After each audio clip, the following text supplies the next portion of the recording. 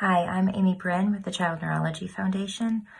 The team at CNF wrote me a couple of notes that they were hoping I would share over video, but to be honest, during this time it seems not really appropriate to be anything but authentic. So here I am. I'm filming this actually in my closet because it's the only somewhat quiet place in my house during this quarantine. I have 2 small children. And I'm just going to kind of speak from my heart. And I want to acknowledge how afraid I know so many of you are and how uncertain you feel about daily life, from where to get your information to the decisions that you're being asked to make for your family. And I know that you're afraid. But I also know that the child neurology community is a very resilient community.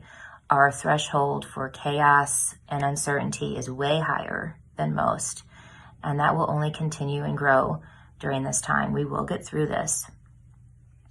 And in order to help our community remain connected and to feel as supported as they can be and as educated about these emerging issues, the Child Neurology Foundation's programs and services are going to pivot and be focused on providing education and online support for families and caregivers to really address these emerging issues. So we're going to start with webinar series and online forums that, help you consider how do you still access therapy, or can you still access therapy for your children when typically they're receiving those services in school and schools are closed? Or how do you manage behavior that was out of control and disruptive to your life when now you're living in quarantine?